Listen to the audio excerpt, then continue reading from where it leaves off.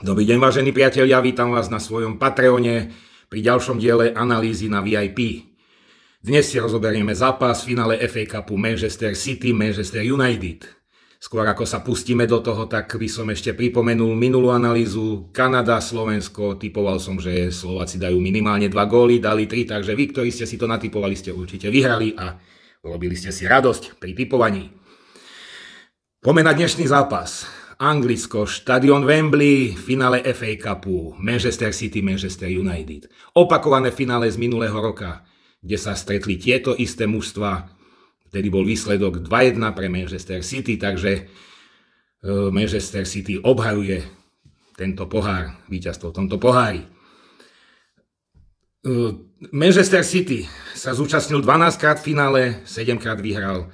Manchester United bol 21 krát vo finále, vyhral 12 krát, ale posledné víťazstvo má ešte z roku 2016, kedy porazil Crystal Palace. Postup do tohto finále si Manchester City vybojoval cez Chelsea, ktorú porazil 1-0, a Manchester United si postup vybojoval cez Coventry s odretými ušami na penalty, ale postúpil do finále. Takže opakované finále z minulého roka. Manchester City mal úspešnú sezónu ligovú, zvíťazil s dvojbodovým náskokom pred Arsenalom zo skóre 96-34. United mal zase slabšiu sezónu. Od čias Alexa Fergusona mu to nejde a sú tie výsledky také, aké by si zaslúžila veľkosť tohto klubu a tradícia, ktorú Manchester United má. V tomto ročníku ligovej sezóny skončil na 8. mieste so slabým skóre 57-58.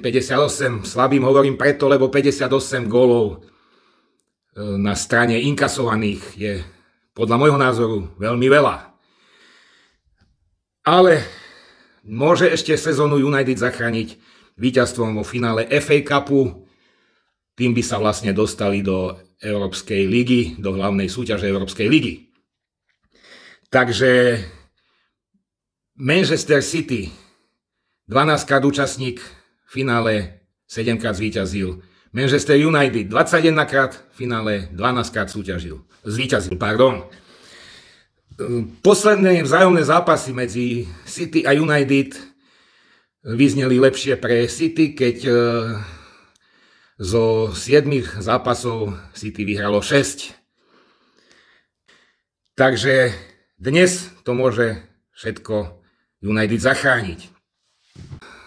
Čo sa týka zápasu, United má ešte stále zraneného Maguirea a City má zraneného Edersona. Ale už sa do zostavy United vráti Lindelof, Martial a Monty. Takže zase bude možno silnejší Manchester a bude vyrovnaným partnerom Manchesteru City. Manchester City má skvelú sezónu za sebou, má skvelú ofenzívu, ale má aj skvelú defenzívu.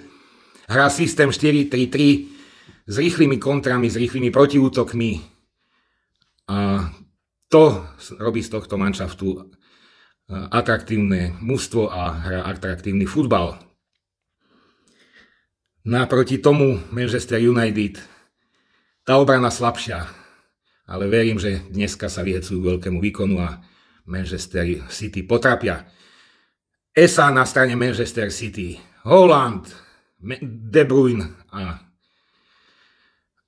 Foden, tak, nemohol mi prísť na rovnú Foden. No na druhej strane Fernandes, Garnacho tiež majú svoju silu a snáď nám niečo ukážu. De Bruyne, pokiaľ mu ide, dáva famózne prihrávky Haalandovi. Pokiaľ mu nejde až tak, alebo ho dokáže Manchester United vypojiť nejak z hry. Haaland je len polovičný, ale vypojte Bruyna z hry. To je asi nemožné. Takže asi toľko. Neviem, čo by som ešte k zápasu povedal. Myslím si, že uvidíme atraktívny a pekný futbal. A dúfajme, že uvidíme aj pekné góly a že ich bude viac. Takže dostávame sa k môjmu tipu. Myslím si dnes, že bude 2,5 plus, to znamená, že padnú 3 góly v zápase. Predurčujem ma k tomu útočné podňatie hry jedného aj druhého mužstva. Takže verím, že budeme mať pekný športový zážitok. Osobne sa na ten zápas veľmi teším, verím tomu, že sa tešíte aj vy. No a teším sa na vás pri ďalšom dieli analýzy na VIP, kde si rozoberieme ďalší atraktívny zápas. Takže prajem vám pekný deň, veľa šťastia pri tipovaní a teším sa na budúce.